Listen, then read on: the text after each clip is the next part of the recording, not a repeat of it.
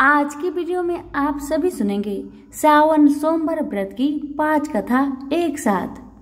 सुनने मात्र मिलेगी मनोवांछित फल की प्राप्ति। कथा को पूरा सुनिए, अगर अच्छी लगे तो दूसरों को भी शेयर करें। पौराणिक कथा के मुताबिक जब शंकर भगवान से विवाह के बाद माता पार्वती कैलाश पर्वत पर आई थी, तब उन्हें कैलाश पर्वत पर अत्यंत अकेलापन महसूस हुआ। एक दिन उनके मन में ख्याल आया, काश शिव शंकर की कोई बहन होती तो वह उसके साथ बातें करती।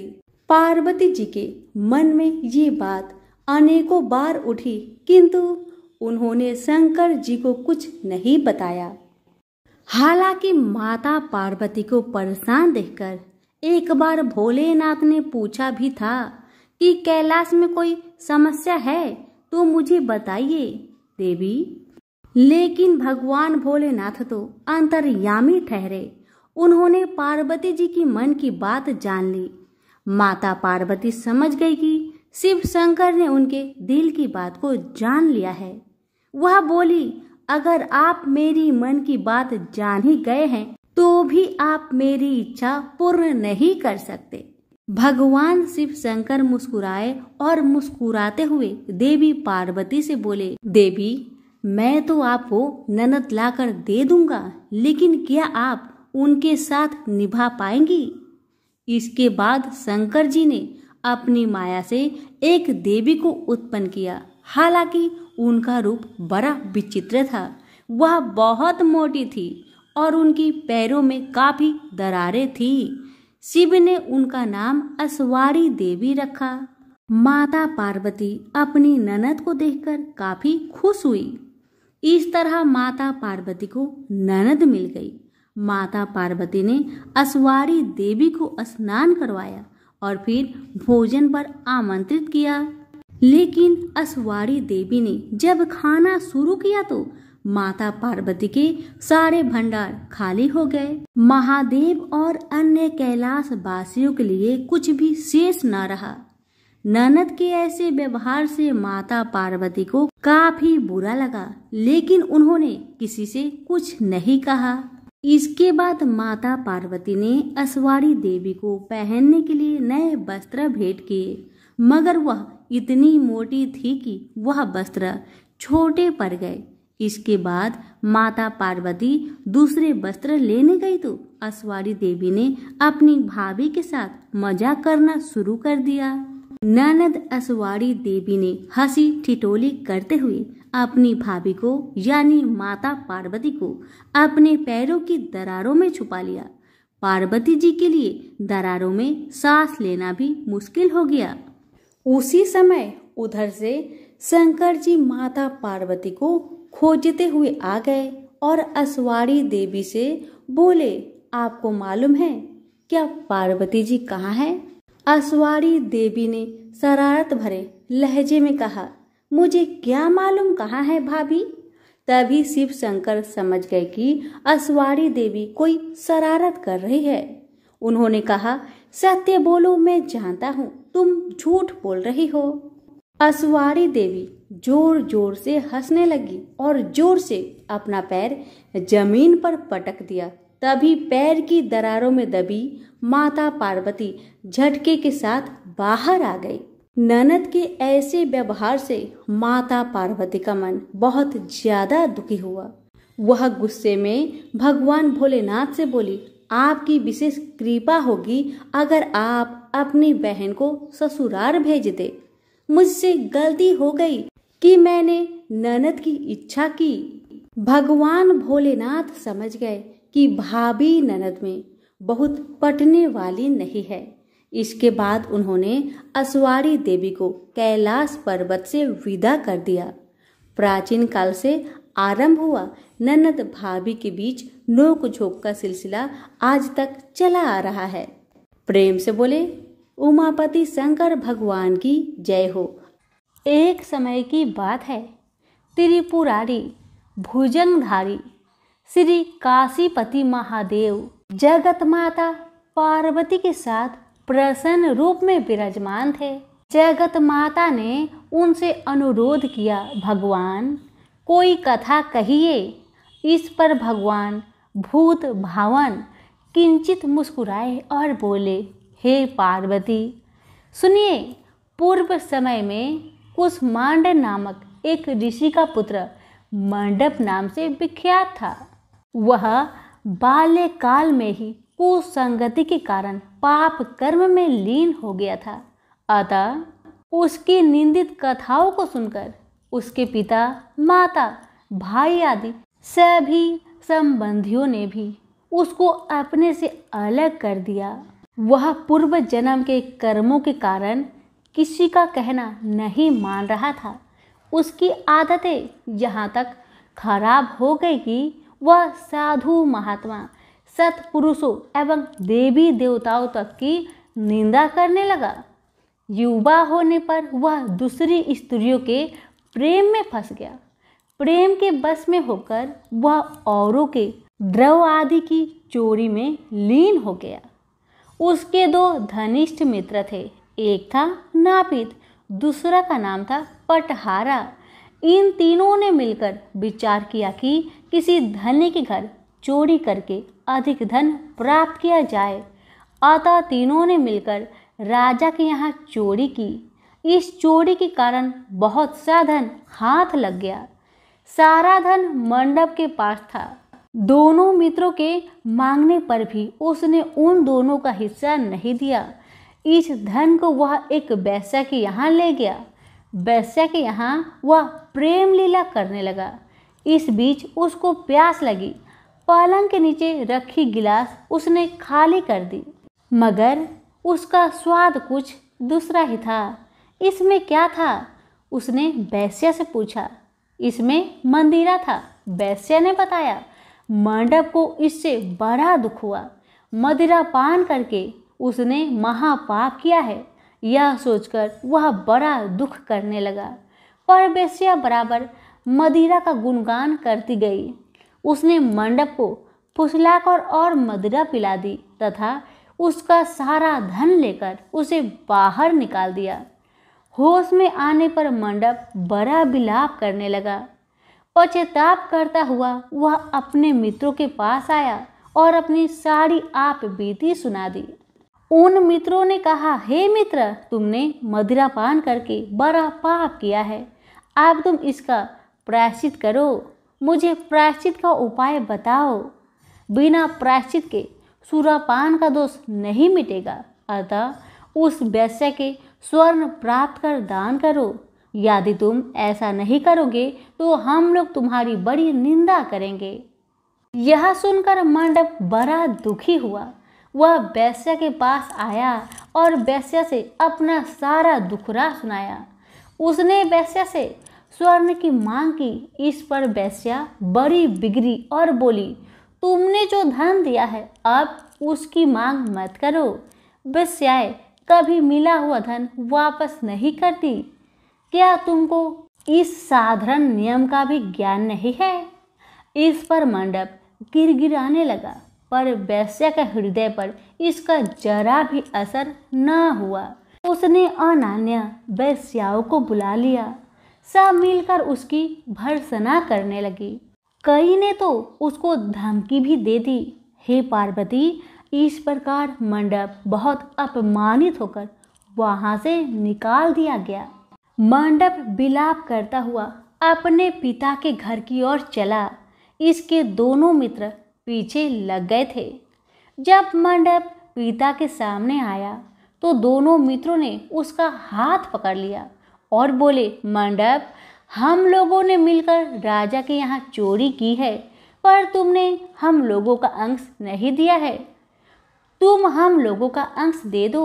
यह बात सुनकर कुसुमांड मुनि बहुत दुखी हुए और बोले, इस अधम से तुम लोगों की मित्र कैसे हो गई? मंडप के मित्रों ने कहा, हे मुने, इसे भाभी ही समझिए। पर न्याय की बात तो यह है कि आपका पुत्र हमारा अंश नहीं दे रहा है। यह सारा धन लेकर वेश्या के यहाँ चला गया। उसने सारा धन ले लिया। वह वेश्या वाद विवाद में बड़ी चतुर है। वह धन वापस नहीं करेगी, अतः हमारा धन दिलवाइए, अन्यथा हम राज दरबार में गुहार करेंगे। इस पर कुष्मांड मुनि ने अपने पुत्र का हाथ पकड़ लिया। मुनि ने कहा, चलो मैं स्वयं राजा के पास चलता हूँ। न्यायप्रिय और धर्मात्मा राजा के दंड देने से पाप का नाश हो जाता है। पाप का प्रायश्चित न करने पर नरक यातना भुगतनी पड़ती है। इस पर मंडप के मित्रों ने कहा, हे मुने, आप अपने पुत्र को हमारे हवाले कर दे। राज दरबार में आपका जाना ठीक नहीं है, हम लोग इससे निपट लेंगे। इस पर मुनि श्रेष्ठ ने कहा, हे अधम पुत्रों, तुम इस लोगों के साथ जाकर राजदंड भोगकर प्रायश्चित करो। तुमने जो किया है बहुत बुरा किया है।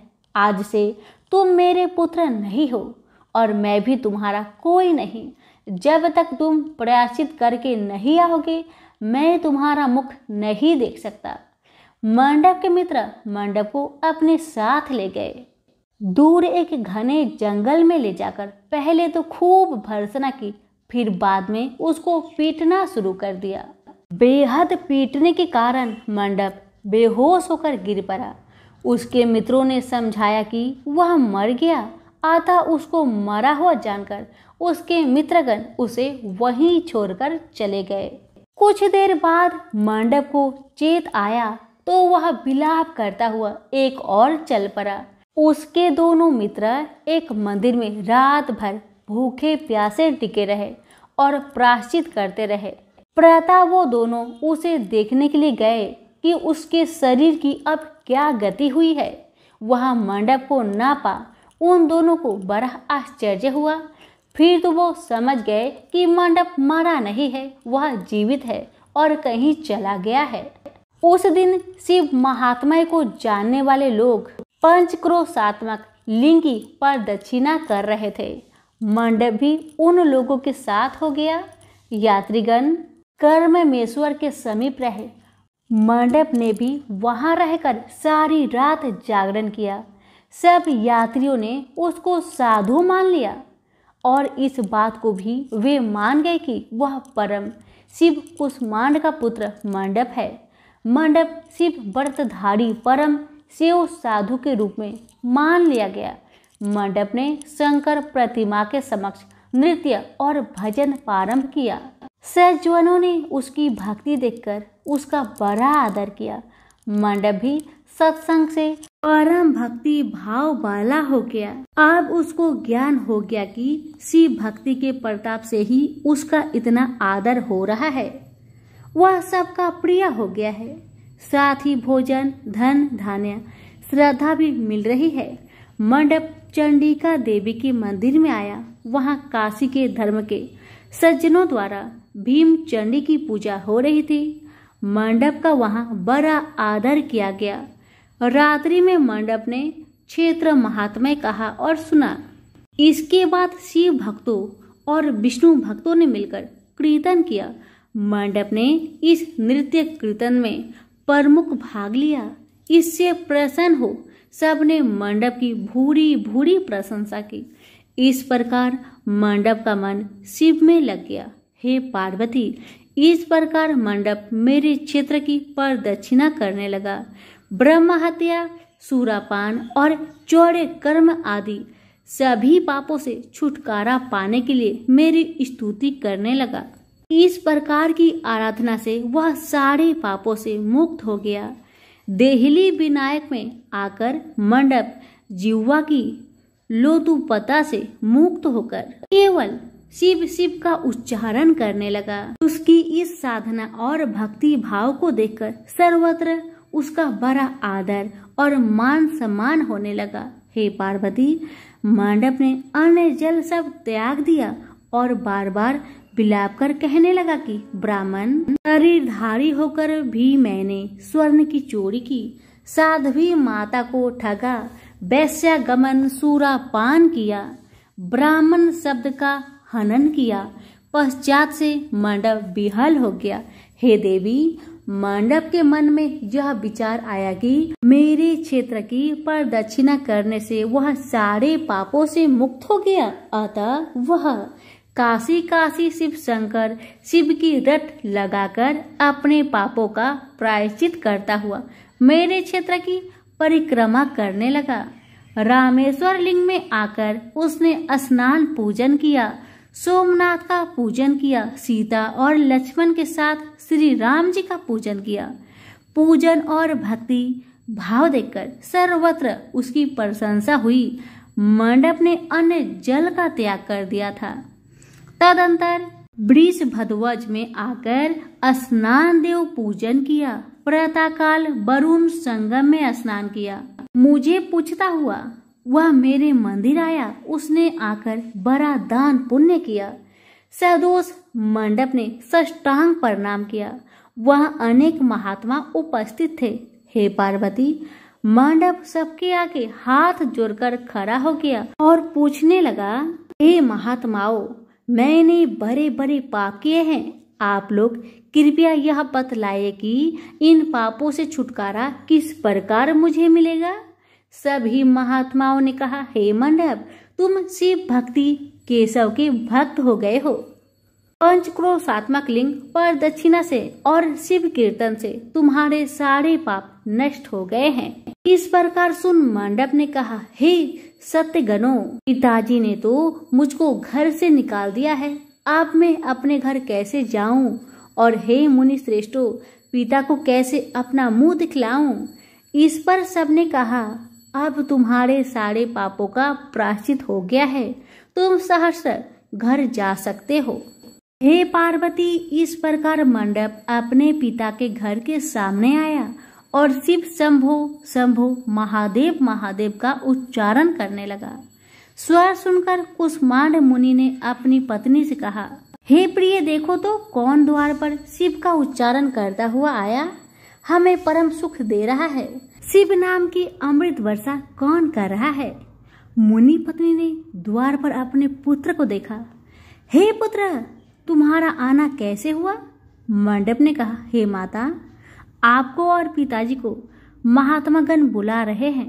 यह सुनकर मंडप की माता अपने पति के पास आई और उनसे सारा वृत्तांत कहा।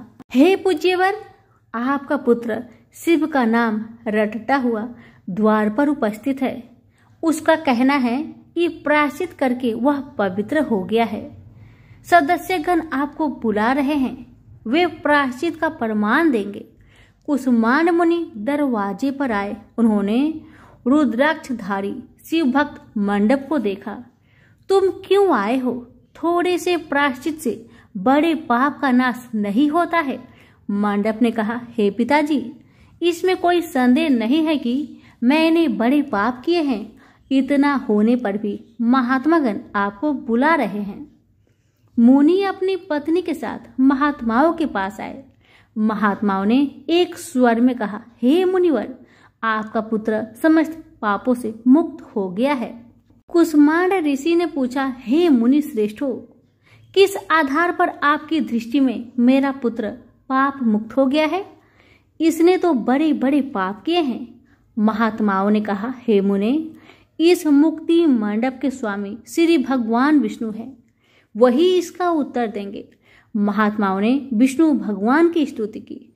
इस पर आकाशवाणी हुई, हे स्तुति करने वाले महात्माओं, यह महापापी मंडप जो कुष्मांड मुनि का पुत्र है, अब अपने पापों से मुक्त हो शुद्ध हो गया है। यह साधु संतों के साथ शिव शंकर के क्षेत्र की परिक्रमा कर चुका है। अब कुष्मांड मुनि इसे ग्रहण कर सकते हैं।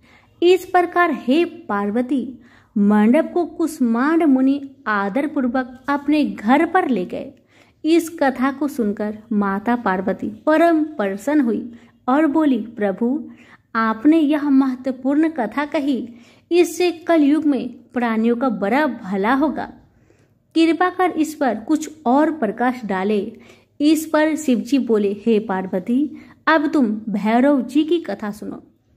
इस पर भैरव जी प्रकट हुए और बोले, त्रेता युग में समदर्शी सांडिल्य नाम का एक ब्राह्मण था। वह महापंडित था। उसकी पुत्री का नाम विशालाक्षी था। वह सुंदरी थी। बाल्यकाल में ही उसके पिता ने उसका विवाह कर दिया। विवाह के बाद वह अपने पिता के घर पर रहती। वह युवा हो गई। युवा अवस्था होने पर भी उसका पति न आया, अतः सांडिल्य ब्राह्मण की कन्या पाप रता हो गई। इस कन्या ने काशी में बड़े बड़े पाप किए। सुंदरी होने के कारण दूर दूर के युवक उसके पास आने जाने लगे। वह बड़ी पापिनी हो गई। एक समय बड़े बड़े पापों को नष्ट करने वाली पंच क्रोशी यात्रा के यात्रीगण को देखकर वह विचारने लगी कि इन लोगों को पाप रत किया जाए। उस रात यात्रीगण दुर्गा कुंड पर रुके थे। विशालाक्षी धन के लोभ से वहां गई। वहां भजन कीर्तन का स्वांग रचाया। यात्री उसका भक्ति भाव देखकर प्रसन्न हुए और उसे वैष्णवी समझ बड़ा दान पुण्य किए। इस लोभ के कारण वैश्या विशालाक्षी यात्रियों के साथ हो गई। कर्ममेश्वर देहलीज रामेश्वर में उसने निवास किया और वरुण संगम में स्नान किया। यात्रियों द्वारा उसने काशी महात्म्य कथा भी श्रवण की। इस सत्संग समागम से विशालाक्षी की आंखें खुल गई। उसने अपने पर बड़ा पश्चाताप किया। यात्रियों को उसने सारा धन लौटा दिया और पाप से अलग होने का निर्णय कर लिया। उसने महात्माओं से पूछा, हे देवताओं, मैं बड़ी पापनी हूँ, कृपा मेरी मुक्त का उपाय कहिए। इस पर महात्माओं ने कहा, हे देवी, तुम धन्य हो, तुमको पापों से भय नहीं करना चाहिए। तुमने काशी क्षेत्र की प्रदक्षिणा की है, अब तुम हमारे साथ प्रदक्षिणा जारी रखो। विशालाक्षी ने उपयुक्त वचनों पर विश्वास किया। वह महात्माओं के साथ हो गई। 5वें दिन सभी यात्री वृषभ खंड में रहे। वह भी उन्हीं के साथ रही। सभी ने वरुणा संगम में स्नान किया और आदि केशव का पूजन किया। विशालाक्षी मुक्ति मंडप में आई। उसने बड़े भक्ति भाव से शिव शंकर की पूजा की। इस प्रकार विशालाक्षी सभी पापों से मुक्त हो गई। उसके पिता सांडिल्य ने बड़े आदर के साथ उसे अपने घर में स्थान दिया। वह इस प्रकार पवित्र हो गई। भैरव जी बोले, हे पार्वती, यह काशी क्षेत्र का महात्म्य है। इसे पढ़ने सुनने से सबका कल्याण होता है। तो सभी प्रेम से बोलिए, उमापति शंकर भगवान की जय हो। एक समय कैलाश पर्वत पर श्री महादेव जी तथा पार्वती जी विराजमान थे। वहाँ शीतल मंद सुगंध वायु चल रही थी। चारों ओर वृक्ष तथा लताएं नाना प्रकार के पुष्पों और फलों से शोभा दे रही थी। ऐसे सुहाने समय में पार्वती जी ने अपने पतिदेव से प्रार्थना की कि हे नाथ, आज हम लोग चौपर पासा खेलेंगे। तब महादेव जी ने उत्तर दिया कि चौपर पासा के खेल में छल कपट बहुत होता है, सो कोई मध्यस्थ हो तो खेला जाए। भोलेनाथ की इतना वचन सुनते ही पार्वती जी ने अपनी माया से एक बालक बनाकर बैठा दिया और महादेव जी ने अपने मंत्र बल से उसे सजीवन कर दिया और आदेश दिया कि तुम हम दोनों की हार जीत को बताते रहना। ऐसा कहकर श्री महादेव जी ने पासा चलाया और पूछा कि बताओ कौन जीता और कौन हारा। तब उस पुत्र ने उत्तर दिया कि महादेव जी जीते और पार्वती जी हारी। फिर दूसरी बार पासा चलाकर महादेव जी ने पूछा तो उस बालक ने यही जवाब दिया कि महादेव जी जीते और पार्वती जी हारी। इसी प्रकार तीसरी बार भी पासा चलाकर महादेव जी ने पूछा तो अब की बार महादेव जी हार गए थे। परंतु बालक ने विचार किया कि यदि मैं महादेव जी को हरा हुआ बताऊंगा तो मुझे वो श्राप दे देंगे। ऐसा सोचकर उसने फिर यही कह दिया कि महादेव जी जीते हैं। तब झूठ बोलते हुए उस बालक को माता पार्वती ने श्राप दिया कि तेरे शरीर में कोढ़ हो जाएंगे और तू निर्जन वन में भटकता फिरे। उसी समय उसको कोढ़ हो गया और वह भटकता भटकता सुनसान वन में जा पहुंचा। वहां जाकर उसने देखा कि ब्राह्मणी, इंद्राणी आदि देवताओं की स्त्रियां व्रत के निमित्त शिव जी की पूजन कर रही है। उनको पूजा करते देखकर पार्वती जी की माया से बनाए बालक, जिसका कि नाम अंगद रखा था, उसने पूछा कि आप यहाँ क्या कर रही हो। तब उन देवांगनाओं ने जवाब दिया कि हम तो मनसा वाचा नाम से प्रसिद्ध महादेव जी की पूजा कर रहे हैं, यानी मन में वाणी को बस में करके, अर्थात सब जगह से मन हटाकर और शिव पार्वती में ही मन लगाकर पूजा कर रही हैं। इसलिए इस व्रत का नाम मनसा वाचा व्रत है। तब अंगद जी ने पूछा कि इस व्रत के करने से क्या होता है। तदंतर उन देवताओं की स्त्रियों ने कहा कि इससे सारी मनोकामना सिद्ध हो जाती है। अंगद जी ने कहा कि मैं भी इस व्रत को करना चाहता हूँ। तब उन देवांगनाओं ने चावल सुपारी देकर व्रत का विधान बताया कि इस व्रत को श्रावण सुदी में पहले सोमवार से करना चाहिए। उस दिन कंवारी कन्या से धाई पूनी सूत कटवा कर उसका भोग बनाए। उस डोरे की और श्री महादेव जी का पूजन कार्तिक सुदी चौथ तक प्रति सोमवार को करते रहना चाहिए। कार्तिक सुदी चौथ के दिन उद्यापन करना चाहिए। 1.25 सेर घृत, 1.25 सेर गुड़, 4.25 सेर आटा लेकर चूरमा बनाकर उसके 4 लड्डू करने चाहिए। एक भाग शिव जी के चढ़ाए, एक भाग किसी ब्राह्मण या नाथ को दे दे, एक भाग गाय को दे दे और बाकी का एक भाग खुद भोजन करे। चारों भाग समान होने चाहिए, चाहे राजा हो चाहे गरीब, सबको इतना ही समान लेना चाहिए। धनवान हो तो भी अधिक ना ले और गरीब हो तो भी कम ना ले। व्रती मनुष्य या स्त्री एक भाग मोदक को पूरा ना खा सके तो पहले से ही उसमें से निकालकर किसी को दे दे। वह जो डोरा बनाया था उसे स्वयं धारण कर ले। जिस प्रकार की अनंत भगवान का डोरा पहना जाता है और उद्यापन होने के बाद जल में पधरा देवे, इस प्रकार उस अंगद को भी हर साल व्रत करते करते 4 वर्ष बीत गए। तब व्रत के प्रभाव से पार्वती जी के हृदय में दया उत्पन्न हो गई और महादेव जी से पूछा कि महाराज, जिसको मैंने श्राप दिया था उसका पता नहीं, उसको किसी ने मार तो नहीं दिया है। तब तीनों लोगों की सब बातें प्रत्यक्षवत जानने वाले महादेव जी ने कहा कि वह तो जीवित है। तब पार्वती जी ने कहा कि महाराज, ऐसा कोई व्रत हो तो बताओ जिससे कि वह मेरा मानसिक पुत्र फिर से मिल जाए। तब महादेव जी महाराज ने कहा कि श्रावण सुदी के पहले सोमवार के दिन कंवारी कन्या से धाई पुनी सूत कटवाकर उसका डोरा बनाना और उसे केसर आदि में रंगकर 4 गांठें देकर सुपारी पर लपेटकर ताम्र पात्र में रखकर उसे शिव रूप मानकर उसकी तथा शिव जी की पूजा करना चाहिए। इस प्रकार सोमवार के सोमवार शिव जी की पूजा करना, 1.25 सेर घृत, 1.25 सेर गुड़ और 1.25 सेर आटा लेकर चूरमा बनाना, उसके 4 भाग करना। एक भाग शिव जी के अर्पण करे, दूसरा भाग ब्राह्मण को दे दे, तीसरा भाग गाय को दे दे और चौथा खुद भोजन करे। इसमें ना तो अधिक होना चाहिए और ना ही कमती होना चाहिए। इस प्रकार पार्वती जी ने भी यह व्रत किया। तब व्रत के प्रभाव से वह अंगद कोढ़ रहित हो गया और अपनी माता के पास बिना बुलाए ही चला गया। उसे आया देखकर पार्वती माता प्रसन्न होकर हंसने लगी। तो पुत्र ने पूछा कि हे मातेश्वरी, आप मुझे देखकर क्यों हंसी? तब माता ने कहा, हे पुत्र, मैं व्रत के प्रभाव को देखकर हंसी हूँ।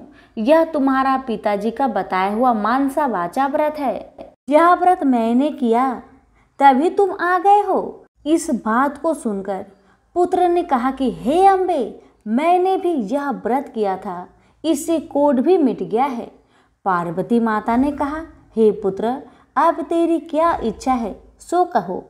तब उस पुत्र ने कहा कि हे मातेश्वरी, मुझे उज्जैन नगरी का राज्य करने की और वहाँ की राजकुमारी से ब्याह करने की इच्छा है। पार्वती जी ने कहा, जा तुझे उज्जैन का राज्य मिल जाएगा, तो फिर इस मनसा वाचा व्रत को कर ले। इस प्रकार उसने 4 वर्ष यह उत्तम व्रत किया, तब उसे उज्जैनी का राज्य मिल गया। अब नारद जी राजा युधिष्ठिर से कह रहे हैं कि उसे राज्य किस प्रकार मिला, सो सुनो। उज्जैन के राजा रानी वृद्ध हो गए थे। उनके कोई पुत्र नहीं था, केवल एक राजकुमारी थी। राजा रानी ने सोचा कि इस कन्या का विवाह किसी राजकुमार से करके उसको राज्य दे दे। ऐसा निश्चय कर एक स्वयंवर रचा, जिसमें देश देश के राजकुमार आए। तब एक हथनी को श्रृंगार करा के पूजा करके हाथ जोड़कर राजा जी ने कहा कि हे हथनी, तू देव स्वरूपा है, यह माला ले और उसको पहना दे, जो इस राज्य को संभाल सके और राजकुमारी के लायक ही वर हो। मामूली मनुष्य को माला मत पहना देना। तब वहीं पर देव योग से पार्वती जी का पुत्र भी अंगद वहां पहुंच गया। हथनी ने क्या किया कि अंगद के गले में ही माला को डाल दिया, परंतु लोगों ने कहा ये तो हथनी की भूल है, यह कोई राजकुमार नहीं है। ऐसा कहकर उस लड़के को तो दूर हटा दिया और हथनी को पुनः माला दे दी गई और प्रार्थना की गई कि हे माता, जो इस राज्य के लायक हो उसको ही माला पहनाना। हथनी ने दूसरी बार भी दूर जाकर उसी के गले में माला डाल दी। तब लोग कहने लगे कि हथनी ने हठ पकड़ ली है और मार पीट कर उस बालक को दरवाजे से बाहर निकाल दिया गया एवं पुनः हथनी पर गणपति की मूर्ति स्थापित करके वहीं प्रार्थना की। वह देव स्वरूपी हथनी थी, इसलिए दरवाजे के बाहर निकलकर उसी बालक के गले में उसने तीसरी बार भी माला डाल दी। तब राजा ने नगर के सेठ को बुलाकर कहा कि तुम इसको ले जाओ और बारात सजाकर हमारे यहाँ ले आओ। राजा की आज्ञा मानकर सेठ उसको ले गया। राजा ने भी पंडित को बुलाकर लग्न का दिन निश्चय कराया और अपनी कन्या का विवाह उस बालक के साथ कर दिया और अपने खर्च के लिए थोड़े से गांव रखकर सारा राज्य अपनी बेटी जमाई को कन्यादान में दे दिया। विवाह के पश्चात वह बालक और राजकुमारी महलों में गए। अब वह राजा हो गया। अब राजा की रानी ने पूछा कि हे पतिदेव, आप अपनी जात और नाम तो बताए। तब उस पर वर ने उत्तर दिया कि मेरा नाम अंगद है, महादेव जी मेरे पिता और पार्वती जी मेरी माता है। तब राजकुमारी ने कहा कि महाराज, इस बात को तो इस मृत्यु लोक के लोग नहीं मानेंगे, सत्य सत्य बताए। तब राजकुमारी के पति अंगद जी ने अपने जन्म की सारी कथा कह दी कि चौपर पासे के खेल में साखी बनाने के लिए माता पार्वती ने अपनी माया से मुझे बनाया था और महादेव जी महाराज ने अपने मंत्र बल से मुझे सजीवन किया था। फिर जिस प्रकार मुझे श्राप दिया, जिस प्रकार इंद्राणी आदि देवताओं की स्त्रियां ने मुझे मानसा वाचा व्रत बतलाया, जिसको मैंने 4 वर्ष तक किया, तब माता पिता के पास वापस पहुंचा। माता ने मुझे गले लगाया और कहा कि अब तुम्हारी क्या इच्छा है। तब मैंने पिताजी से उज्जैनी के राज की इच्छा प्रकट की। फिर माता जी के कहने से मैंने 4 वर्ष मानसा वाचा नाम से प्रसिद्ध पिता शिव जी का व्रत किया। इसी व्रत के प्रभाव से आज मुझे उज्जैन का राज्य मिला और तुम जैसी रानी मिली है। परंतु मेरी राज्य की अवधि पूरी हो गई है। अब मैं अपने माता पिता के पास जाना चाहता हूँ। तुम्हारी क्या इच्छा है, सो कहो तो मैं वरदान दे जाऊं और उपाय बता जाऊं। इतना वचन सुनकर राजकुमारी ने कहा कि महाराज, मैं तो पुत्र धन तथा राज्य का सुख चाहती हूँ। अंगद जी ने अपनी रानी को वही मानसा वाचा का शिव जी का व्रत बता दिया और कहा कि बिना मेरे वह गर्भवास के तेरे पुत्र होगा। ऐसा कहकर अंगद जी कैलाश पर्वत पर चले गए। पति की आज्ञा अनुसार राजकुमारी ने 4 वर्षों तक यह उत्तम व्रत किया। इससे महादेव जी प्रसन्न हो गए। एक दिन इस रानी ने दासी से कहा कि जा जल की झाड़ी ले आ, मैं दातुन करूँगी। दासी ऊपर गई तो क्या देखती है कि सोने की पालकी में एक छोटा सा सुंदर बालक सो रहा है और मुंह में अंगूठा चूस रहा है। दासी ने जाकर रानी जी से यह बात कही। रानी जी ने जाकर बालक को उठा लिया और भगवान शंकर जी से प्रार्थना की कि हे प्रभु, यदि आपने यह बालक दिया है तो मेरे स्तनों में से दूध की धारा भी निकलनी चाहिए। इतना कहते ही उसके स्तनों में दूध आ गई। इस प्रकार वह बालक बड़ा होने लगा। एक दिन उस बालक ने अपने माँ से पूछा कि हे माँ, मेरे पिता कौन हैं और उनका क्या नाम है? तब उस रानी ने कहा कि तेरे पिता तो अंगत जी है और महादेव पार्वती जी तेरे दादा दादी हैं। तब बालक ने, जिसका कि नाम फूलकवर है, अपनी माता से कहा कि इस बात को तो मृत्यु लोक में कोई नहीं मानेगा। तब माता ने पुत्र को वह सारी कथा सुनाई। तुम्हारे पिता अंगत जी की उत्पत्ति पार्वती की इच्छा व माया से हुई और महादेव जी ने उनको सजीवन किया था। शिव पार्वती की चौपर पासा के खेल में झूठ बोलने से माता पार्वती ने श्राप दिया, जिससे वे कोढ़ी हो गए और उनको वन में भटकना पड़ा। तब मनसा बाचा के व्रत करने से वे भले चंगे हो गए और माता पार्वती जी से उनका पूर्ण मिलन हो गया। अपनी माता पार्वती के कहने से तुम्हारे पिताजी ने फिर मनसा बाचा शिव जी का व्रत किया। तब उनको उज्जैन का राज्य मिल गया और उनका विवाह मेरे साथ हो गया। उनकी अवधि कुछ ही दिन की थी, इसलिए वे तो अपने माता पिता के पास कैलाश चले गए और उनके बताए हुए व्रत को 4 वर्ष करके बिना गर्भवास के ही तुम मेरे यहाँ पुत्र रूप में प्रकट हो गए। अब तुम्हारी क्या अभिलाषा है सो मुझे बताओ। माता के वचन को सुनकर पुत्र ने कहा कि हे माता, मेरी इच्छा चैदी राजा की कन्या से विवाह करने की है, क्योंकि मैंने उसकी प्रशंसा सुनी है। तब माता ने कहा, हे पुत्र, तू भी मनसा बाचा का व्रत कर। इस व्रत के करने वाले के लिए कुछ भी दुर्लभ नहीं है।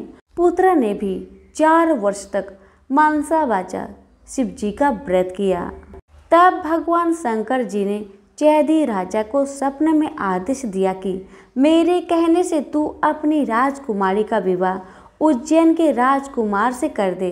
चैदी राज ने भगवान शिव जी के वचन को माने और अपनी कन्या का विवाह उज्जैन के राजकुमार से कर दिया।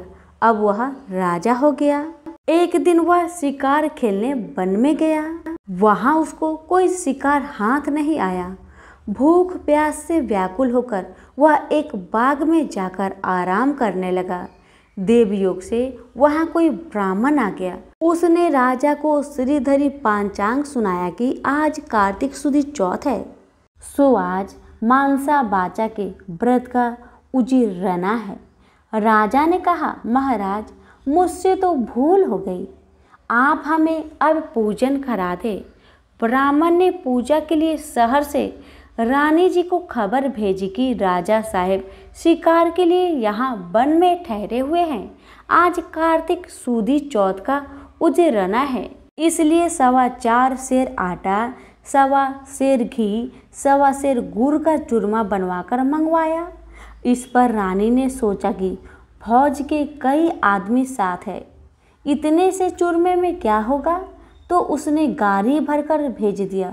नियम विरुद्ध अधिक प्रसाद होने से महादेव जी ने कोप करके राजा को सपना में कहा कि तुम अपनी रानी को निकाल दो, नहीं तो मैं तुम्हारा राज्य नष्ट कर दूंगा। राजा ने प्रमाण के अनुसार दोबारा चूरमा बनवाकर व्रत पूरा किया। महादेव जी के कथन के अनुसार राजा ने रानी को महल से निकाल दिया। रानी किले से रवाना हुई। थोड़ी दूर जाने पर दीवान मिले। दीवान ने पूछा कि रानी साहिबा, आप कहाँ पधार रहे हो? रानी सब बातें बताई। तब दीवान ने कहा कि मैं राजा साहब को समझाकर राजी कर लूँगा, तब तक आप मेरी हवेली में पधारे। रानी जैसे ही दीवान की हवेली में गई वैसे ही दीवान अंधा हो गया। तब दीवान ने हाथ जोड़कर कहा कि आप यहाँ से पधारो। रानी वहाँ से रवाना होकर आगे बढ़ी तो उन्हें नगर में सेठ मिल गया। उसने भी कहा कि राजा साहब को 1-2 दिन में मना लेंगे, तब तक आप हमारे घर पर ही विराजे। जब रानी नगर के सेठ के घर गई तो सेठ की हड्डियां चलने से बंद हो गई और कई उपद्रव होने लगे। तब सेठ ने भी हाथ जोड़कर कहा कि रानी जी यहाँ से आप पधारो। रानी वहाँ से आगे गई तो राजा जी का कुम्हार मिला। उसको रानी पर दया आ गई। वह रानी को अपने घर ले गया। कुम्हार के घर पर रानी के जाते ही उसका न्याय फूट गया, जिससे सारे बर्तन फूट गए और कुम्हार भी अंधा हो गया। तब कुम्हार ने भी रानी को अपने घर से निकल जाने की प्रार्थना की। आगे जाने पर एक माली मिला। उसने पूछा, आप कहाँ पधार रही हो? तो रानी ने कहा कि राजा साहब ने मुझे देश निकाला दिया है। तो माली को दया आई और वह रानी को अपने बाग में ले गया। माली ने कहा कि जब तक राजा जी का क्रोध मिटे तब तक आप यहाँ बाग में ही रहो। पर रानी के बाग में जाते ही बाग के पेड़ पौधे सब सूखकर जलने लगे। क्यारियों का पानी भी सूख गया और माली को भी कम दिखने लगा। तब माली ने भी रानी को वहाँ से चले जाने के लिए कह दिया। रानी वहाँ से निकलकर विचार करने लगी कि मुझसे ऐसा क्या पाप हो गया है कि मैं जहाँ जहाँ भी जाती हूँ वहाँ वह अनर्थ सा होने लगता है। ऐसा सोचते सोचते रानी ने देखा कि आगे 2 रास्ते हैं। पूछने पर मालूम हुआ कि एक तो 6 महीना का रास्ता है और दूसरा 3 दिन का। रानी 3 ही दिन के रास्ते पर चली। आगे जाते जाते सिप्रा नदी मिली। रानी ने दुख के मारे उसमें कूदकर आत्महत्या करनी चाहिए, पर जैसे ही वह नदी में कूदी तो नदी ही सूख गई। आगे चलने पर एक पर्वत आया। उसने सोचा कि इस पर चढ़कर गिर पड़ो। वह चढ़कर गिरने लगी तो पर्वत जमीन के बराबर हो गया। आगे जाने पर एक सिंह दिखाई दिया। रानी ने सोचा कि इस सिंह को छेड़ूं तो शायद यह मुझे खा जाए तो अच्छा ही है। रानी ने जैसे ही सिंह पर हाथ फेरा तो सिंह पत्थर का हो गया। आगे जाने पर बड़ा भारी अजगर सांप दिखाई दिया। रानी ने मरने के लिए उस बड़े सांप को छेड़ा तो सांप रस्सी बन गई। रानी हार मानकर आगे चली तो क्या देखती है कि वहाँ एक बड़ा भारी पीपल का वृक्ष है। उसी के पास एक सुंदर कुआं है और एक मंदिर बना हुआ है। वह मंदिर में जाकर मुंह ढककर बैठ गई और ओम नमः शिवाय इस पंचाक्षरी मंत्र को जपने लगी। उस दिन कार्तिक सुदी चौथ का दिन था। मंदिर का पुजारी नाथ सामान लेने गांव में गया था। वहां उसको कुत्ते ने काट खाया। पुजारी नाथ ने विचार किया कि हमारे आश्रम में ऐसा कौन पापी आ पहुंचा है जिसके कारण यह उत्पात हो गया है। मंदिर जाकर नाथ ने एक स्त्री को बैठा देखा तो कहने लगा, आज यहाँ कोई डाकन या भूतनी आ गई है। तब रानी ने विनय पूर्वक कहा कि महाराज, मैं ना डाकन हूँ और ना भूतनी हूँ, मैं तो मानवी हूँ। आकाश की घेरी और जमीन की झेली हुई दुखी स्त्री हूँ। यदि आप मुझे धर्म की बेटी बनाओ तो अपना सारा भेद कहूँ। नाथ ने यह स्वीकार कर लिया तो रानी ने अपना सारा भेद कह दिया और वहाँ से जाने लगी तो चल नहीं सकी। तब नाथ ने उजी रना का एक लड्डू उसे दे दिया। लड्डू को देखते ही रानी को व्रत याद आ गया। नाथ ने भी बता दिया कि आज कार्तिक सुदी चौथ है, यह मनसा बाचा के व्रत का प्रसाद है।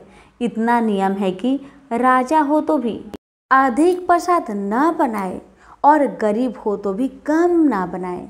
यह एक भाग का लड्डू है।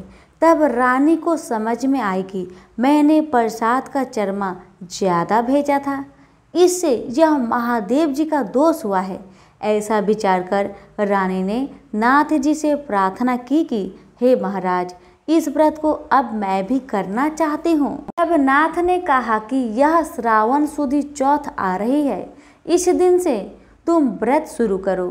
फिर नाथ जी ने कावड़ी कन्या से पूनी कटवाकर उसका डोरा बना दिया।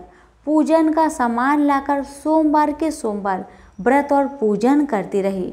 जब कार्तिक सुदी चौथ आई तब नाथ जी गांव में जाकर सामान ले आए। 1.25 सेर घी, 1.25 सेर गुड़, 4.25 सेर आटा का चूरमा बनाया। चूरमा के 4 भाग किए और शिव पार्वती की मानसा वाचा पूजा की। इस तरह व्रत करते करते 4 वर्ष बीत गए तो महादेव जी महाराज ने राजा को सपने में दर्शन देकर कहा कि राजन, अब तू रानी को बुलवा ले, नहीं तो मैं तेरे राज्य का नाश कर दूंगा। तब राजा ने कहा कि महाराज, अब रानी का पता लगाना कठिन है, आपकी आज्ञा से ही तो उसे देश निकाला दिया था। तब महादेव जी ने कहा, हे राजन, तू 4 विश्वासी नौकरों को पूरब के दरवाजे पर भेज दे। वहाँ बिना नाथे हुए बैलों की गाड़ी आएगी, वह गाड़ी वहाँ जाकर ठहरेगी जहाँ पर तुम्हारी रानी है। प्रातःकाल राजा ने 4 आदमी भेजे। आगे बिना नाथे हुए बैलों की गाड़ी आई, उसमें वे चारों बैठ गए और उसी मंदिर तक चले गए जहाँ पर रानी थी।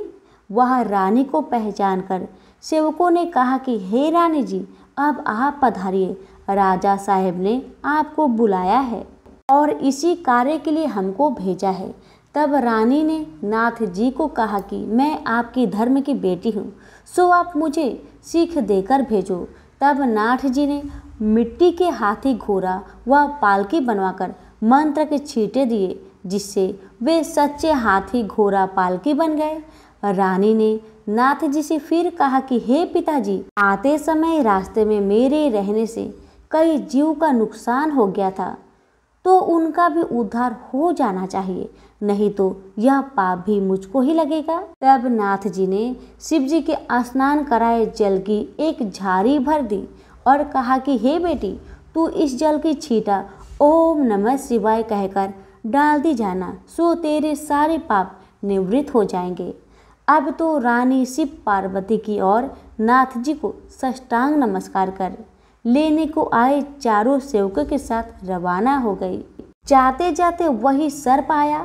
तब शिव जी से प्रार्थना करने लगी, हे प्रभु, मेरे पाप से यह सर्प रस्सी बन गया था, अब यही फिर से सर्प हो जाए। ऐसी प्रार्थना कर झाड़ी के जल से उसके छींटे दिए, जिससे वह पहले जैसा हो गया। आगे वही सिंह मिला जो पत्थर होकर पड़ा था। उसको भी रानी ने झाड़ी के जल के छींटे दिए तो वह भी जीवित होकर जंगल की ओर भाग गया। आगे चलने पर वह पर्वत आया जो जमीन के बराबर हो गया था। प्रार्थना करके जल के छींटे देने से वह भी पहले जैसा पर्वत हो गया। आगे जाते जाते वही नदी आई जो सूख गई थी। रानी ने शिव जी का ध्यान कर जल के छींटे दिए, जिससे वह भी गहरे और स्वच्छ जल वाली नदी फिर से हो गई। अब रानी जी ने पालकी, हाथी, घोड़े तो किले में भेज दिए और वह खुद उसी बाग में गई जो पहले सूख गया था। माली ने कहा कि रानी जी, आप अब फिर क्यों आ रही हो? पहले ही आपके आने से यह बाग उजड़ गया था। पर रानी के समझाने पर माली ने फटाक खोला। रानी ने बाग में जाकर शिव जी का ध्यान कर झाड़ी के जल के छींटे दिए, जिससे पहले से भी अच्छा हरा भरा बगीचा हो गया। वहाँ कई कोयल बोलने लगी, नाना प्रकार के फल फूल दिखाई देने लगे और कुओं में लबालब जल भर गया। फिर रानी जी ने उसी कुम्हार के घर गई तो कुम्हार की आंखें खुल गई और जल के छींटे देने से न्याव के बर्तन सोने और चांदी के बन गए। कुम्हार ने कहा कि रानी जी, ये सोने के बर्तन हमारे पास कौन रहने देगा? तब रानी जी ने कहा कि इनमें से 4 बर्तन राजा की भेंट कर देना। इसी तरह रानी नगर सेठ के घर गई तो उसकी हड्डियां सिकेरने लगी। वह व्यापार में लाभ होने लगा। तब नगर के सेठ ने कहा कि अन्नदाता जी, आपके पधारने से हमारे यहाँ रिद्धि सिद्धि हुई है। इस खुशी में मैं सारी नगरी को जिमाना चाहता हूँ। सारी नगरी में ढिढोरा पिटवा दिया गया कि कल किसी के घर में धुआं ना निकले। जो किसी ने चूल्हा जलाया तो दंड के भागीदार होंगे। आगे रानी जी पधारी तो दीवान जी के यहाँ गई। जाते ही दीवान की आंखें खुल गई, सब आनंद हो गया। अब रानी साहिबा किला में पधारी। राजा जी ने उनका अच्छा से स्वागत किया। नगर सेठ ने सारे नगर को जिमाया और किले में जाकर रानी जी से अर्ज की कि अन्नदाता माता जी, अब आप भी आरोग्य। रानी ने कहा कि मेरे तो आज कार्तिक सुदी चौथ का उजरीना है, सो किसी भूखे आदमी को जिमाकर जिमूंगी। सारे नगर के लोग तो नगर सेठ के यहाँ जिम आए। नगर में कोई भी भूखा व्यक्ति नहीं मिला। ढूंढते ढूंढते धोबी घाट पर एक अंधी बहरी कोढ़नी धोबन परी मिली। रानी जी की आज्ञा से उसे बताया। रानी जी ने उसे स्नान कराया। स्नान कराते ही उसका सारा कोढ़ मिट गया। कथा सुनाते ही उसके लिए स्वर्ग से विमान आ गया और बूढ़ी धोबन कथा सुनने व प्रसाद लेने मात्र से सदे बैकुंठ चली गई। राजा रानी भी हर साल मनसा बाचा व्रत करते रहे। वे संसार के सब प्रकार के सुखों को भोगते रहे और पुत्र को राजगद्दी देकर अंतकाल में शिवलोक में गए। इस प्रकार मनसा बाचा भगवान शिव जी पार्वती जी के व्रत करने की बड़ी भारी महिमा है। श्रावण सुदी के सोम से कार्तिक सुदी चौथ तक यह व्रत सब मनोवांछित फल का देने वाला है। इस मानसा बाचा के व्रत को करने वाले मनुष्य की सभी कामनाएं शिव जी महाराज पूर्ण कर देते हैं। पुत्र नहीं हो या होकर भी जीवित नहीं रहता हो तो इस व्रत के करने से स्त्री पुत्र का सुख अवश्य प्राप्त करती है। इसी प्रकार पुरुष को स्त्री और स्त्री को पति का सुख सौभाग्य प्राप्त होता है। जिसके कमाई धंधा ना हो तो इस व्रत के करने से शिव शंकर भगवान उसे जीवन प्रदान करते हैं। सभी प्रेम से बोलिए उमापति शंकर भगवान की जय।